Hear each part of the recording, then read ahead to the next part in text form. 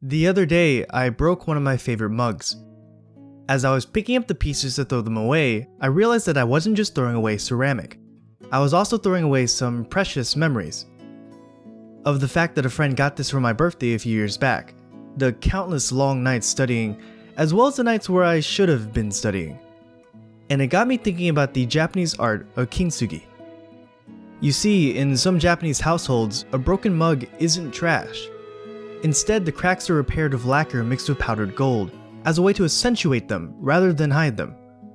Japan as a whole is often preoccupied with the prevailing phenomenon of impermanence, the fact that time erodes all things. But rather than treat it as something dark or something to fear, Japanese culture celebrates the everyday wear and tear of life. Because every crack, every tear, every minor imperfection is a story. Konohana Kitan is about these stories. It's about the value of living in the moment and how, regardless of the fact that there is an end, your time is better spent fixating on the now. Because when you inevitably do reach the end, you'll want to say that it was worth it.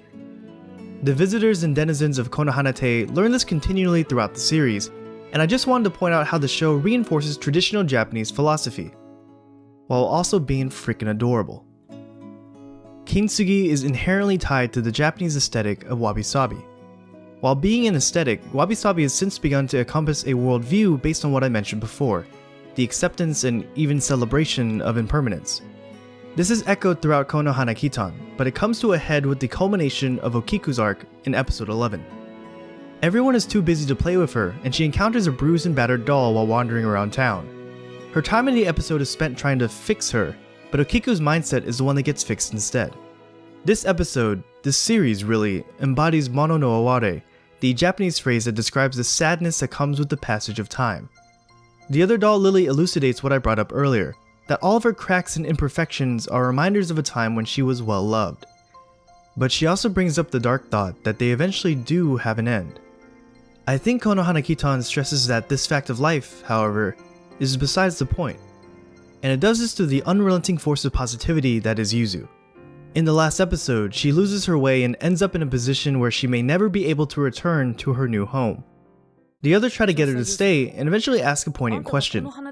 How long can you be there with your friends? You're all gonna go your own ways eventually, right? You're gonna end up separated, so why do you insist on going home? And Yuzu showcases why she's just too precious for this world. She explains to Tsubaki that it's the journey that matters, not the destination, and that regardless of whether or not something lasts, it's worth having those moments and memories, even with the pain of drifting apart. This theme reverberates a lot throughout Japanese works, and adds a tinge of emotion, sadness, and appreciation that I struggle to put into words.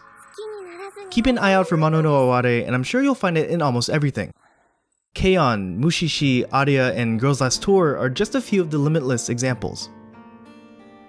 Mono no Aware also makes an appearance in many iyashike, and some claim it's necessary for a show to be classified as one. I talked briefly about that in my video that I'll link here. Thanks for watching. I know it's a shorter video, but I just wanted to gush about this show a bit. It's one of my favorites to come out in recent years. And of course, if anything I said is wrong, I'm sorry. I must have stuttered.